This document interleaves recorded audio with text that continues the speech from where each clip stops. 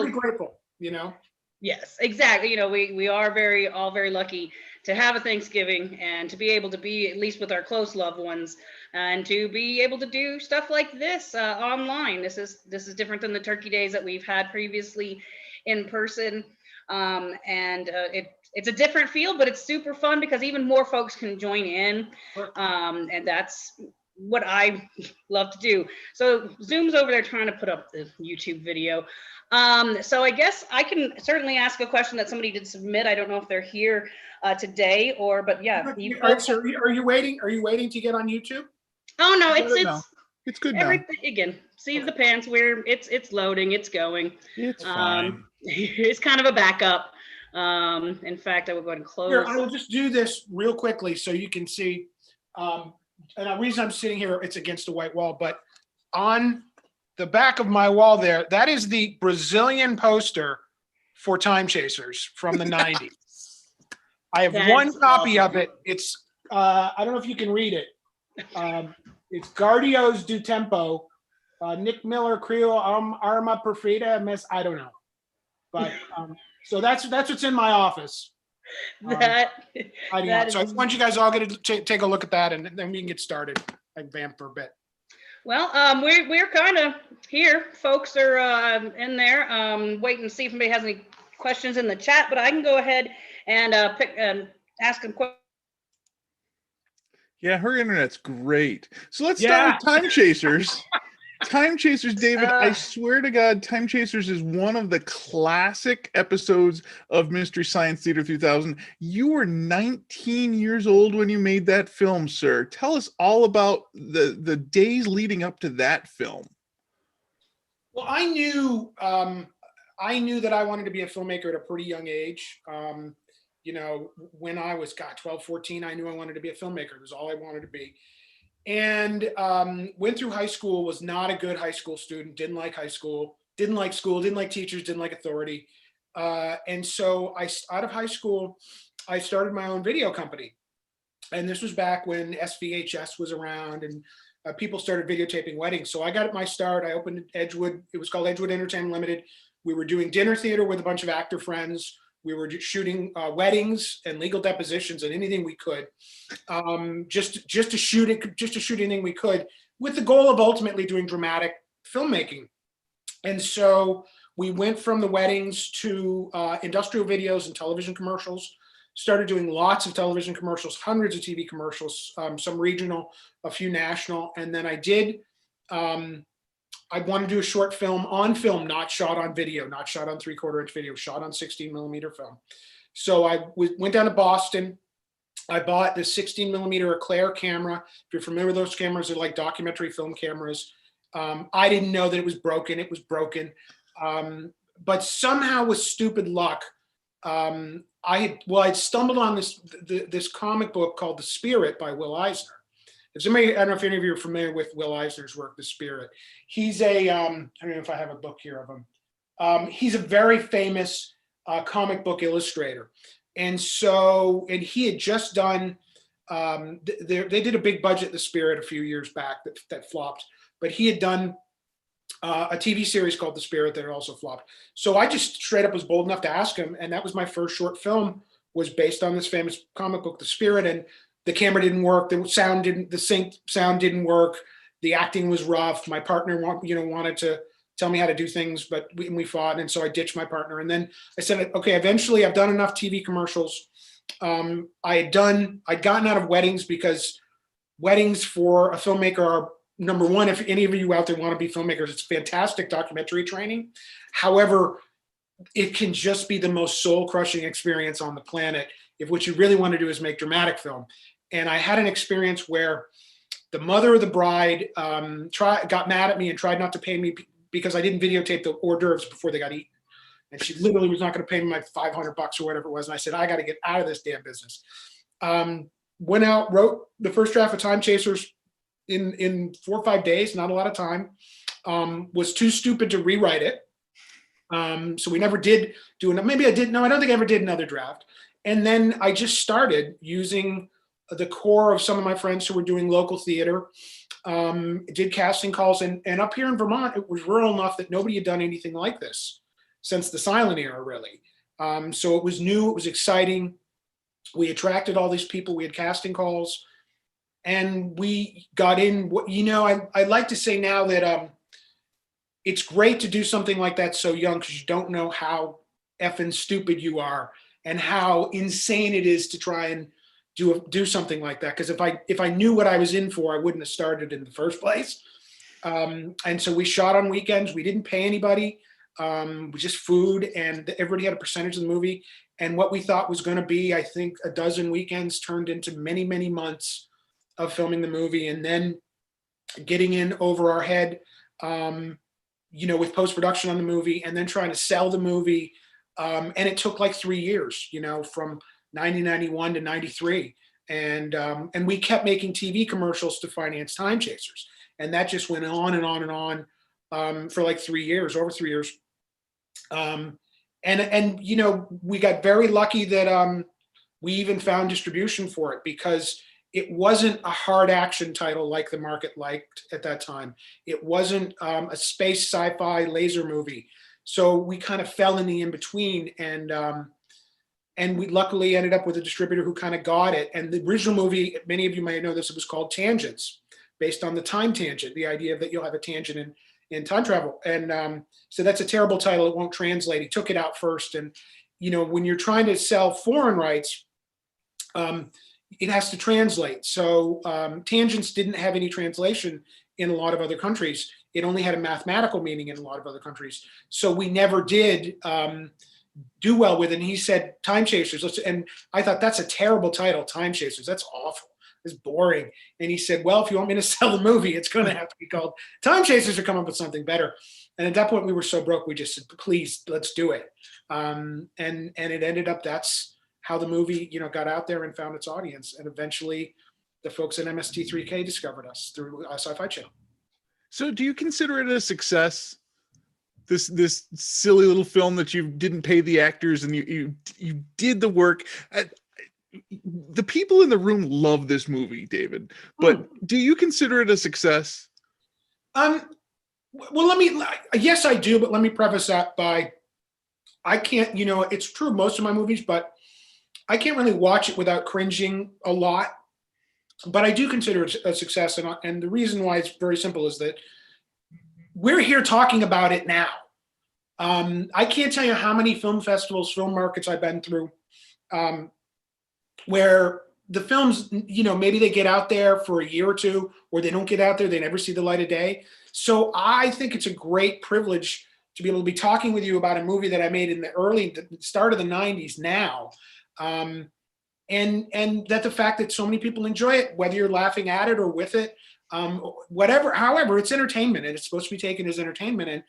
And I consider it a huge success for me. I've made a lot of other far more polished, far more sophisticated films that I bet none of you could name, that, just dropped off the planet. Steve can, but occasionally Steve can. But I mean, that's true. So, Time Chasers it's had 3 VHS releases, a couple of DVD releases. It's been sold all over the world. We're about to do a new Blu-ray release. It's the film that just keeps on giving. We had a great reunion with Riff Tracks in 2016. For a filmmaker, all you want to do at the end of the day is reach your audience. Filmmakers talk about being famous or being rich or whatever. If you really just want to reach your audience, that's why you make films. It's too hard to make films otherwise. And so, yeah, I do consider it a big success. But I'd be lying if I didn't say that it had a lot to do with MST3K and Riff Tracks. True. And that can be said for a lot of the films that they have given the riffing treatment. Sure. They have taken on lives of their own. So Mike, you had a question? Yes, I do. Hi, David. Hi, Mike. How are you? All right. I'm from Indianapolis, and big fan of Time Chasers. Thanks for bringing us such a treasure that we've been able to enjoy all these years. And I had a question for you in that the scene where Nick confronts the bad guy and his office is sort of on the landing there. Is that in fact a library, or what building was that? I've been curious. Yeah, I get asked a lot about that. So the reason we used that strange location was we needed a big conference room for J.K. Robertson, and we were shooting in Vermont. And if you've been up here, there are no really big conference rooms, or there weren't any big conference rooms at that time. that wouldn't have been anything but a bunch of set walls or something, a bunch of white sheetrock. And so nothing looked like it was the domain of some master of the universe. And so that was a converted theater that was the lobby of a radio station, WJJR 98.1 Soft Rock. And that was their lobby. And it was just big enough that we decided, okay, we'll use that. I don't know, again, when I talk about cringe moments, I don't know that that was my best moment, my best dialogue sequence or my best location choice, but it was not a branch library, as has been said. It was actually the lobby of a radio station. And it was literally because, you try and, when you're making movies, you try and not shoot against, like we all do with Zoom meetings, sheetrock walls. It's the most boring thing in the world. So you want depth. So I was going for depth. And what's behind George Woodard, J.K. Robertson are they actually had a couple of channels. Those are the broadcasting studios for the radio stations. So we just had people walk around, and it was strange, yes, but that's what we did. Excellent. Thanks, Mike, for the question. It seemed to work. I mean, and it got the viewers' attention, and it brought it to the question today for sure. Because it's a interesting choice. Let's see. It is, Dina. I want to cut in and say it is interesting that, for example, people talk about the Star Wars prequels, or Star Wars movies that George Lucas went back and tinkered with, and which I hate. I've always hated that. But I will tell you, having just worked on, we had to stop working on it because I was color correcting down in Boston. We're working on the HD version of it, and there's so many things that you can do digitally now. You can remove dirt, you can remove grain, you can cut shots out. You can change things. You can fix the sound effects. You can blur out the areas where you can see traffic in the background of 1777. Because we couldn't see it back in the day. So, but I will tell you that I started to do those things in Boston, and I said, nope, it's going out the way it is, because it's just, you literally can do so much now that the movie won't look like it was made in 1991. Right. But I just said, no, I'm not doing that. So no, and that gives it the charm. Again, I agree. Thank you. And I think there is a nostalgia element to it. And so, yeah. Yeah, exactly. I also would never stop. I would be working on it for the next 3 years. So. Yeah. And that's what George Lucas fell into, right? He just keeps tinkering and tinkering. It's like, no, we like it the way it is. Please don't mess with it. And you mentioned something about prequels. There's no prequels to Star Wars. Those films do not exist. Right. Okay. All right. Well, this isn't a subject, but I agree. Star Wars discussion. We have the question. Tim from New Jersey, of all of your films, do you have a favorite?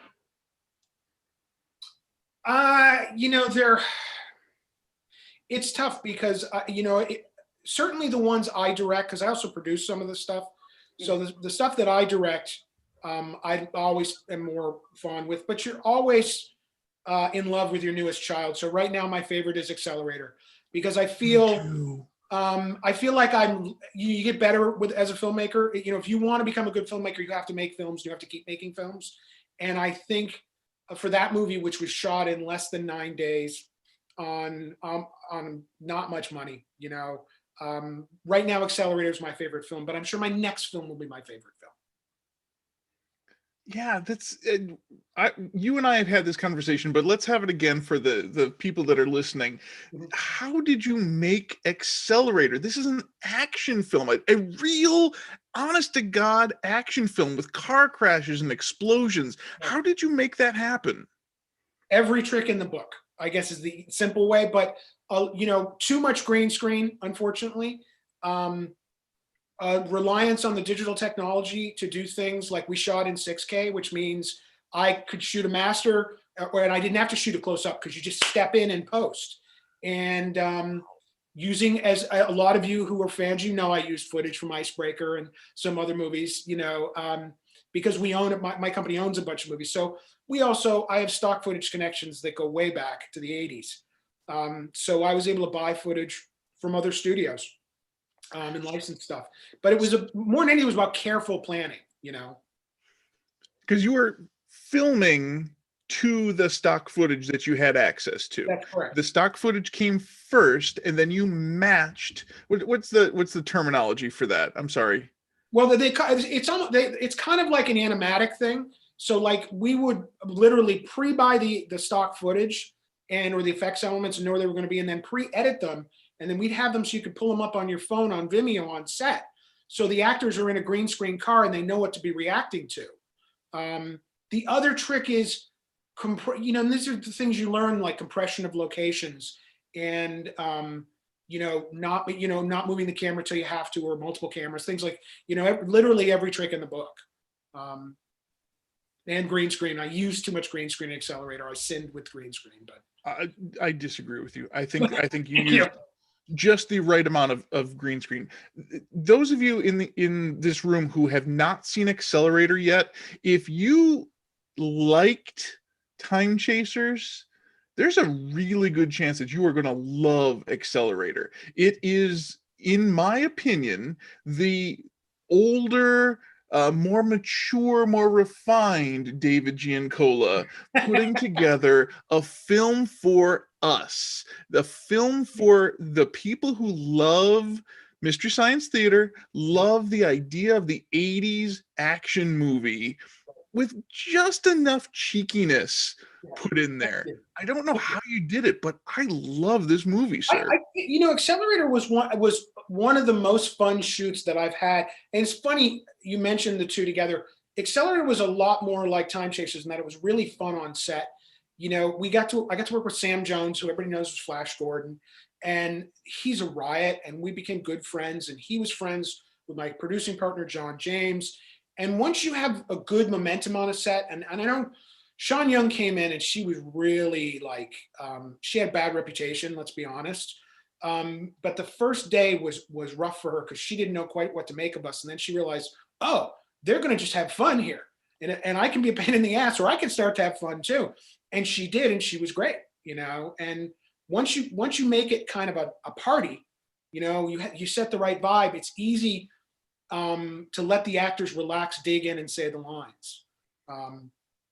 And Accelerator was one. And anybody out there, Accelerator is on all the free platforms now.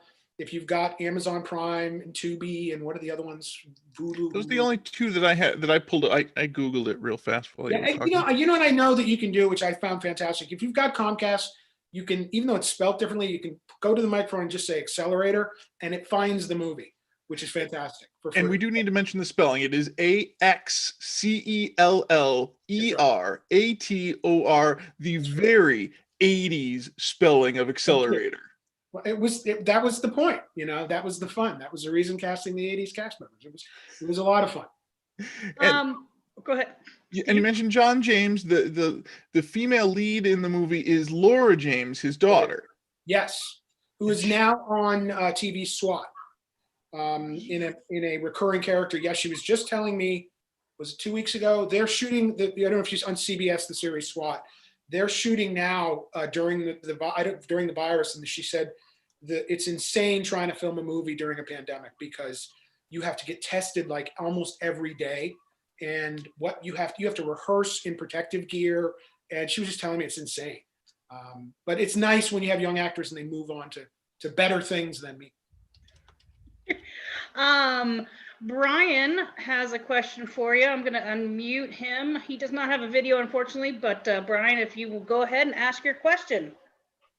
Yeah, well, first of all, it's great to see you, David. I haven't seen you before, so I wasn't sure what to expect. I mean, I've seen Time Chasers at least 10 times, if not more.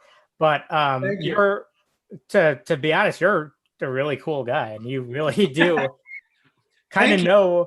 I mean, you're older now, but you really kind of do. It seems like even back then, you kind of knew what you were doing.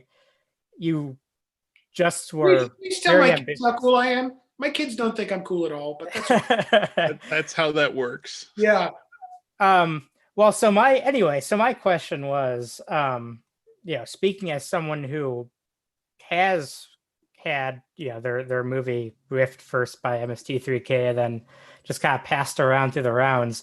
We hear a lot of stories about directors, and of course, a lot of these directors are a little bit more, quote unquote, prestigious than, of course, you are or /were in the 90s. But, and they, hear all sorts of stories about how much they hate, MST3K and riff tracks and those, no good vultures profiting off. Oh, sure. Of course, they're not in the room right now, but if they were, kind of what tips would you have to kind of taking it in earnest and kind of rolling with it and almost embracing it, kind of like you have? Brian, do you mean like the directors, like who are? Yeah. Okay. Like let's just say, I don't know, I don't know. I get Any it. of the I get it. directors, yeah. First of all, I'll tell you, with Riff Tracks, who's done a few of my movies, it's a lot more fun to be the producer of the movie when it's getting riffed than to be the director. It's a much tougher position to be the director, and it's a tougher position for the actors. I know that there is a lot of the directors and the actors who and people involved in these films who don't like the fact that they get riffed. I don't know your situation, Brian, but I own my movies. I don't own all my movies, but I own a lot of the movies that have been riffed. And so whether or not it gets riffed has always been my decision. Is it rough sometimes? Sure. Are there things that stick with you that that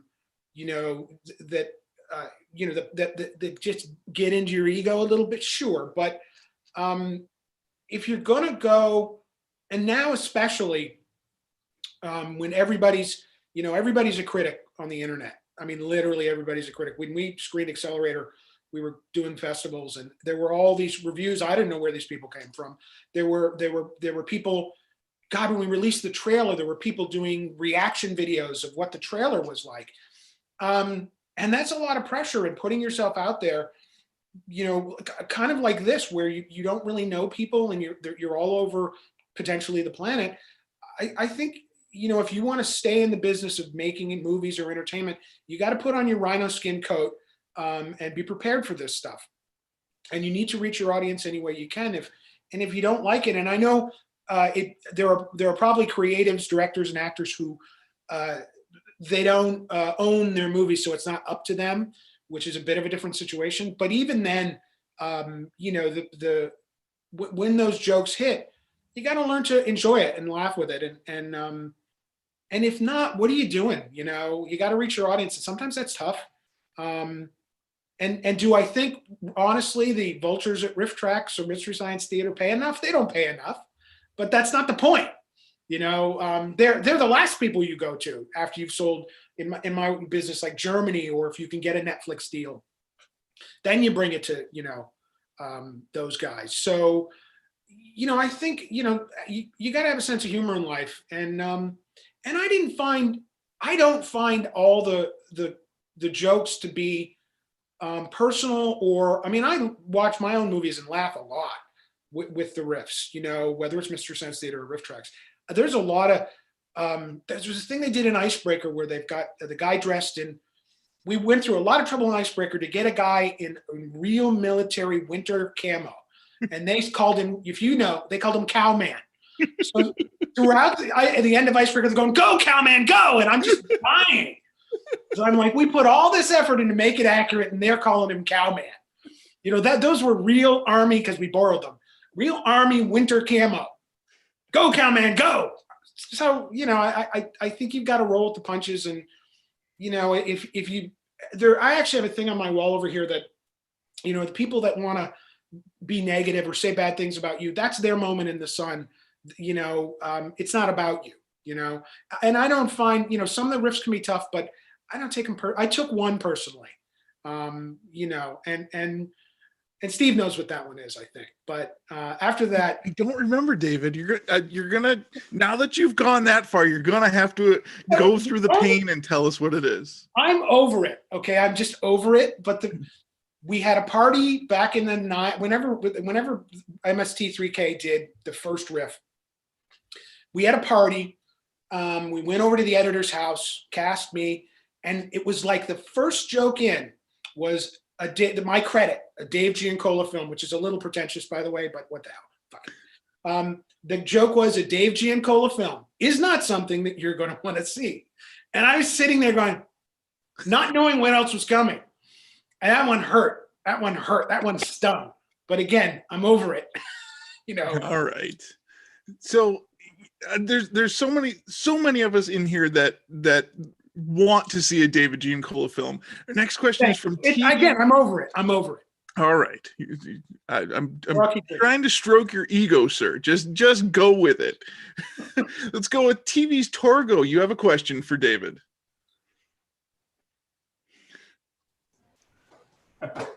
You caught me off guard. Yeah. What other directors, actors, producers over the years have influenced you?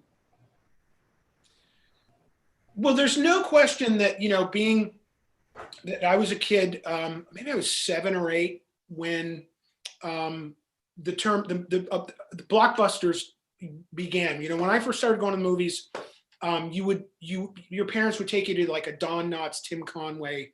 I think it was a movie called No Deposit, No Return was the first movie I ever saw. One of these stupid Disney comedies. There was nothing that really transported you. And then you had in great succession, Jaws, and I got to see The Godfather, Star Wars, Richard Donner's Superman.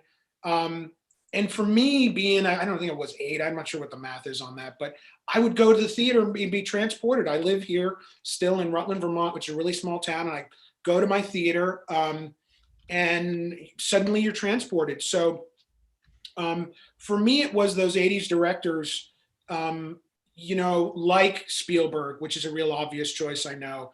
I'm a huge fan of Richard Donner's work, both in genre and out of genre.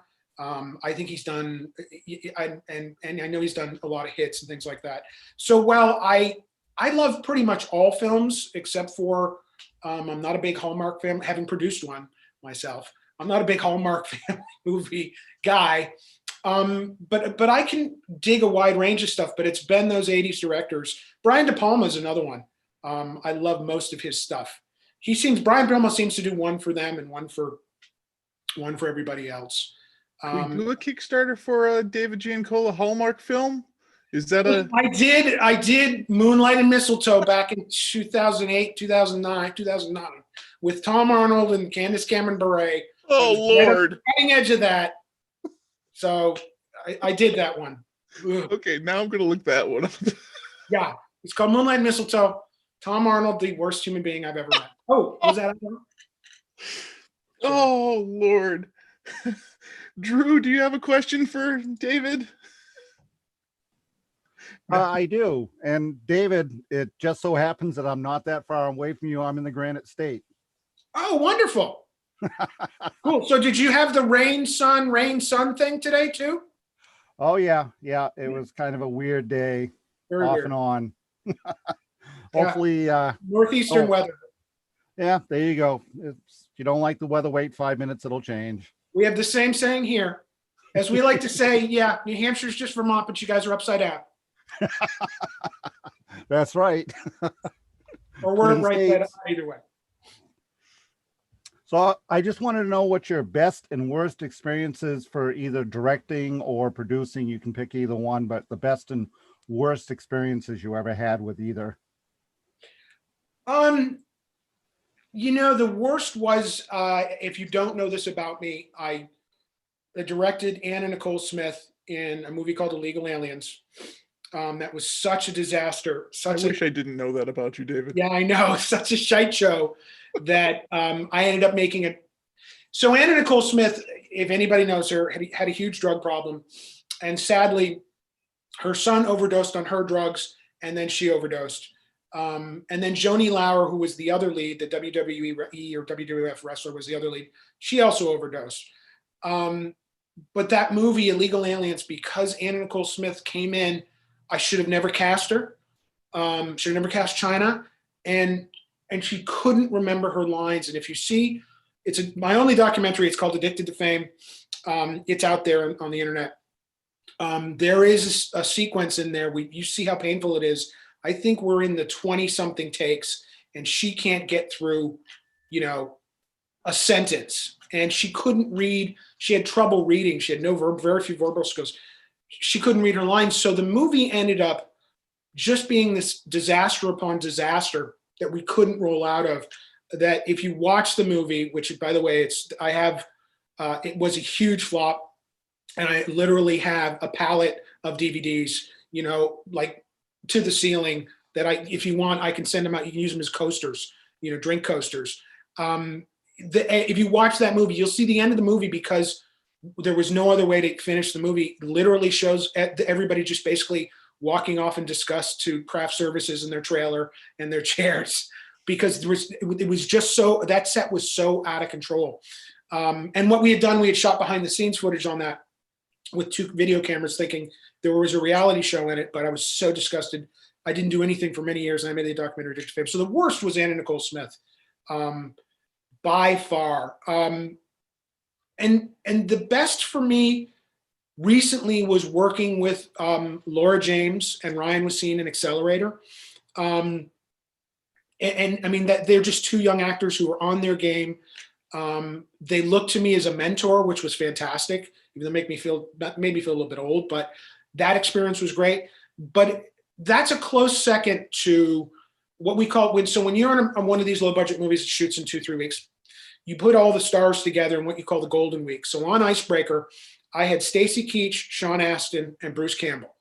And working with the 3, and that was probably the best directing week of my life, or probably will ever be, because you direct with these fantastic actors. Sean and I kind of butted heads a bit, but Lunchtime was Stacy Keach telling was the most fun I've ever had in my life, because you had Stacy Keach telling John Huston stories, and you name it, he's been around forever. You got Sean Astin talking Spielberg, Richard Donner stories, Rudy stories. He had not done Lord of the Rings at that time. You got Bruce Campbell doing Evil Dead stories, and he was on that series. He had just been doing some Briscoe County. Briscoe County stories, and the 3 of them on the set together at lunch it was just the most fun. It was just the most fun. It almost didn't matter how good the movie came out because I got to have these great lunches. So, Bill, you got a question?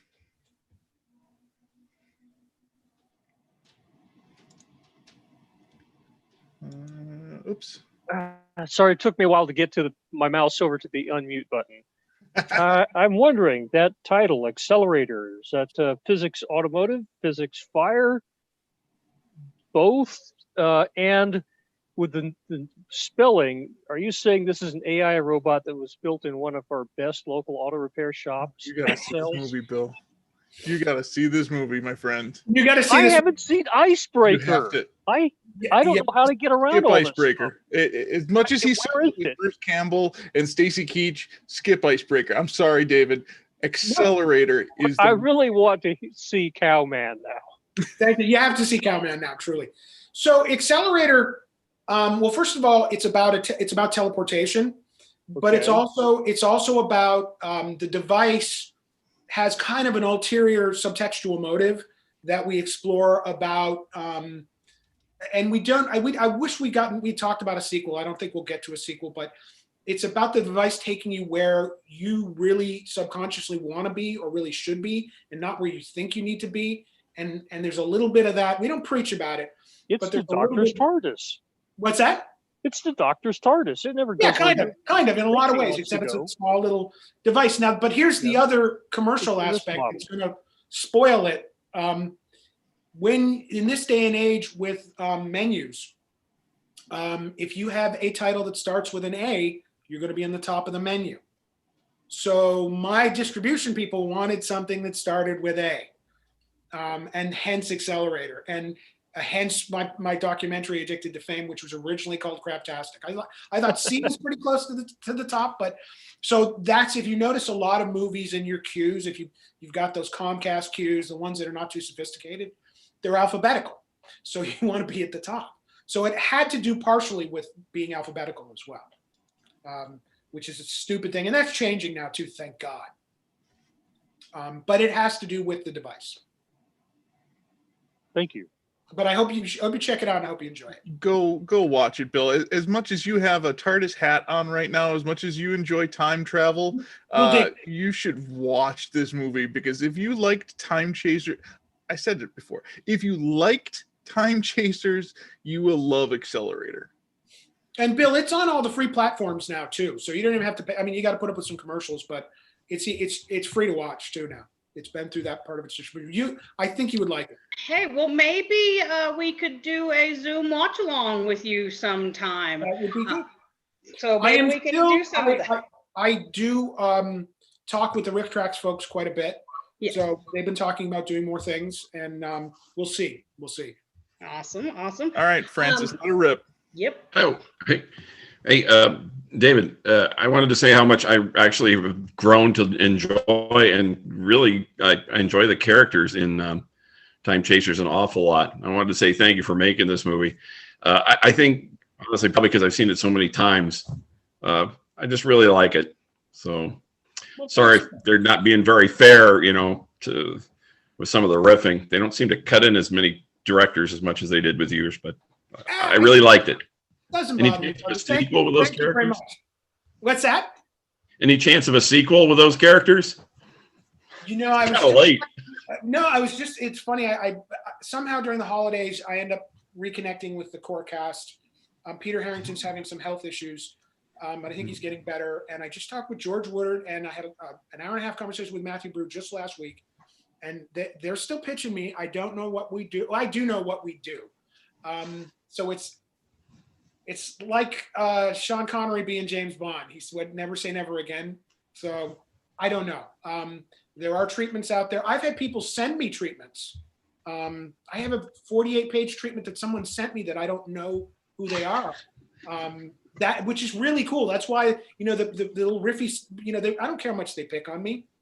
People get to watch the movie, and people like you who enjoy it. My ego's, I'm surprised my head can fit on the screen. I'm very grateful for all the love here. And I don't know, maybe, never say never.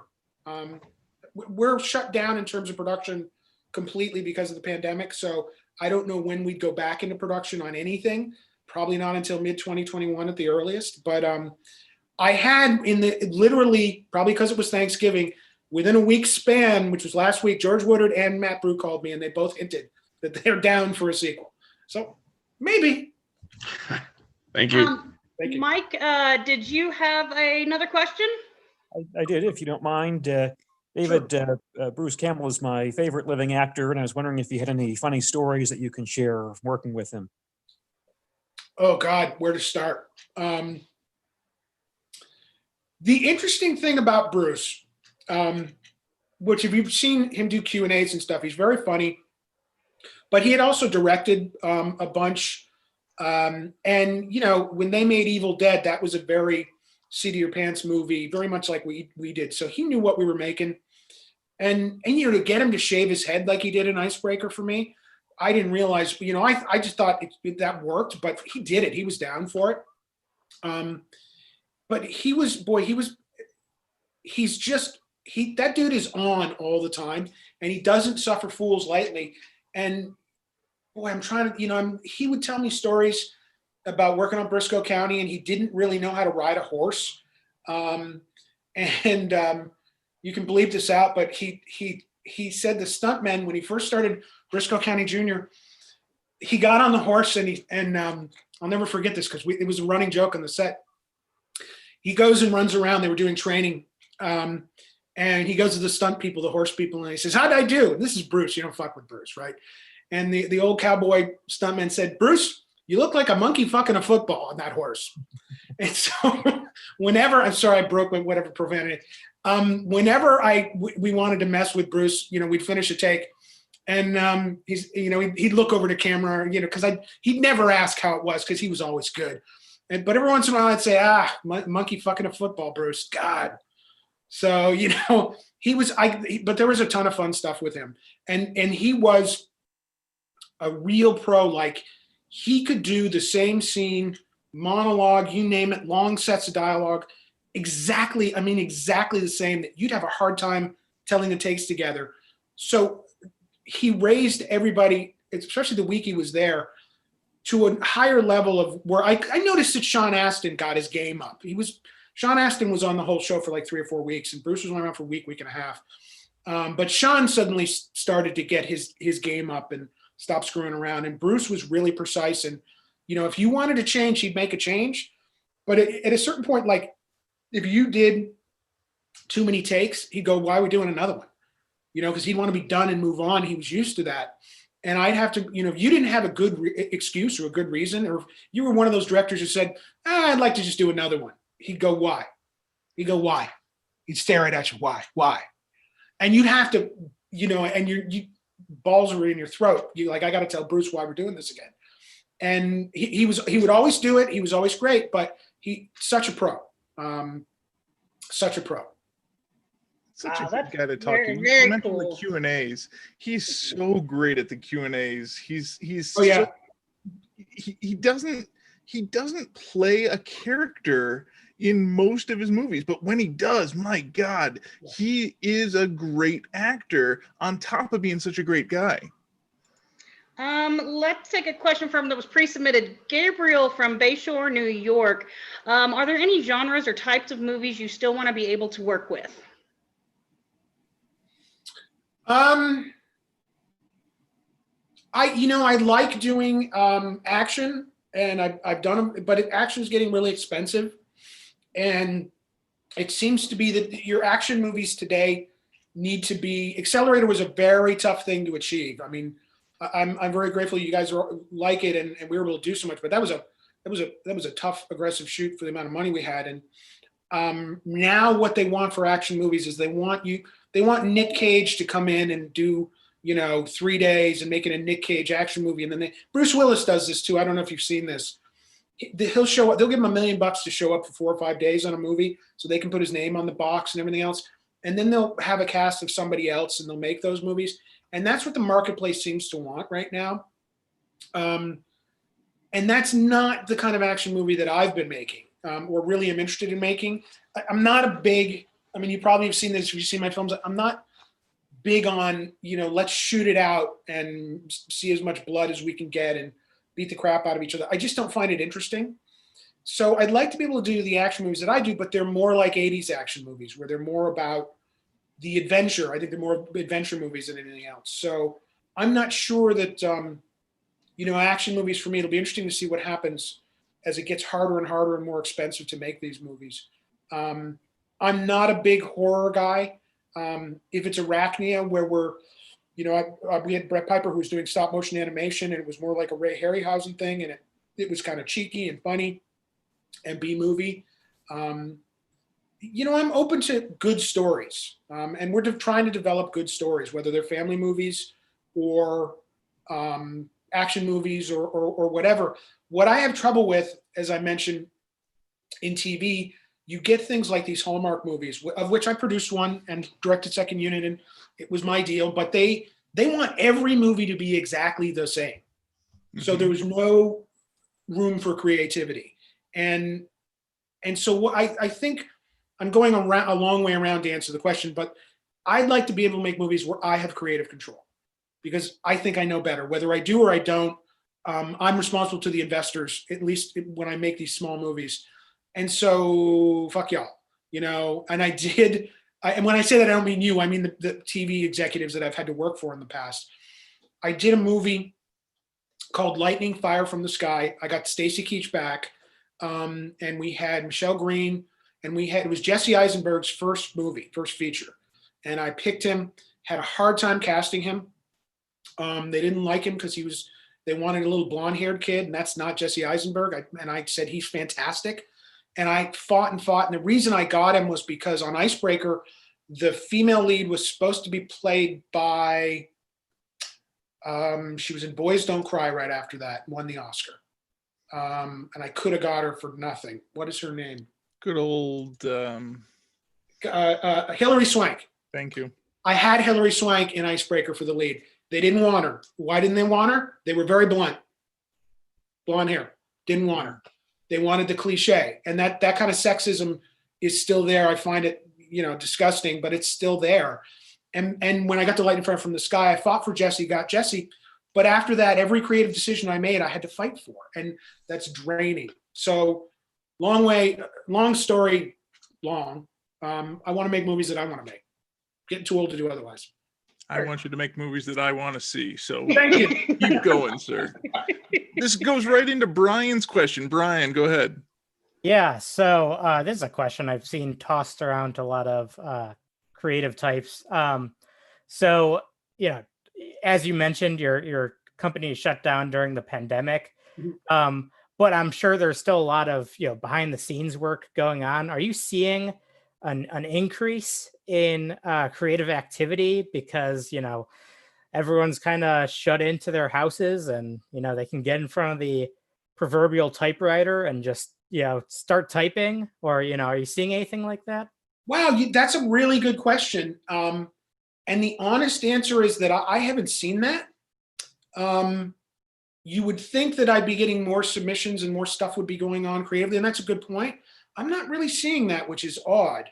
It might be building up. It might be 6 months down the line kind of a thing. Yeah, I mean, it might be building up. I think it's possible. I think, Brian, what concerns me more than anything is that the marketplace for independents have changed.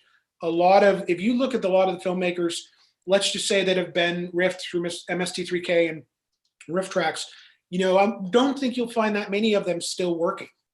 And the reason for that is probably because of the economics of the marketplace, where you used to be able to sell, you know, half your budget out of, you know, Germany, France, Spain, the UK, Australia, New Zealand, you know, foreign countries, foreign territories, and then you do a DVD or a VHS deal.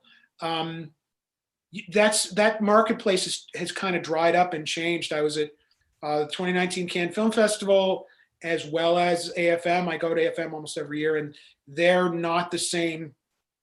They're not the same at all in terms of sales and reaching your audience. And so, you know, speaking with other filmmakers, you know, what we're seeing that disturbs me more than anything is that having everybody get their movies digital, there's a huge amount of piracy. Even giving Accelerator away, which we did through Riff Tracks before we released it for I don't know how many times, we took down, I think, 70 pirate sites between YouTube and other places that people just pirated the whole movie. Boom, there it is. So unfortunately, the economics are that you're stepping over $20 bills to pick up dimes. And I think a lot of filmmakers have tapped out and said, I'm done. Enough. I know that I'm frustrated with that part of it as well. I am developing stuff creatively, but you know what? I think I should be spending more time on that now that you pointed out. I feel like I need to get my shit together. We're all taking our time. Yeah. You know, many of us have. I'm the kind of person who will start a project and then start another project, and certainly did that while being at home all the time lately. Yeah. Well, I think it's about time for us to wrap up. So David, thank you again so much for being a part of this. We will share the links and everything for your many projects. And yeah, if you're down to do a watch along of Accelerator, that would be really fun, I think. So yeah, we can plan something coming up. Did you say after Thanksgiving. Moonlight and Mistletoe is our Christmas watch along? Is that what you said? No, it is not.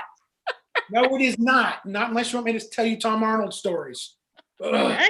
I'd be down for that too. Yeah, well, I don't know that I could sit through that movie. So well, we'll go through your catalog. It's easier when you produce it if they riff it. So yes. But again, thank you, David, for being here. Go ahead. Yes, I'm sorry. Well, I just want to say thank you to everybody here, and I want you to know that, and I am truly grateful for all the fans that I have because of Riff Tracks and MST3K, and also the people that work at Edgewood, most of us, are fans as well. So it's really cool to be part of this. And I know everybody has concerns about, oh gosh, did they make fun of you? It's not about that. It's about having fun.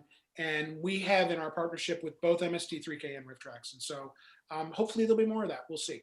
We've been talking. That is awesome to hear. And yeah, we will keep our eyes peeled for it. Cause yeah, we love you, David. Well, thank you. Well, I love all of you. And thank you so much for the love. And just unfortunately, hopefully I can get out of this room now that my head's so big. But again, yes, yeah, no, I we'll just pick it a little bit. Yeah, I'll talk to your children for a while. It'll be fun. No, I'll get home. Oh, I did a podcast. Oh yeah, Dad, you did that podcast. Big deal. Yeah, MST3K. Yeah, whatever, Dad. Well, you're welcome to stick around. I was just going to talk a little bit more about what's going to come up the rest of this evening and show off my really cool and professional fundraising thermometer that I have created for our fundraising that we're doing for NAMI, the National Alliance on Mental Illness. I'm going to fill it in because I just checked. We have raised over $400 Wow, so that's far. fantastic. And I haven't even, there's still packages that I haven't put up there yet. So Didn't we send me a link on that? yes, for sure. Yeah, I have several prize packages that actually, did I copy and paste it someplace? No, but yeah, we'll put it in the chat. Everyone in the meeting. So we're going to fill that out.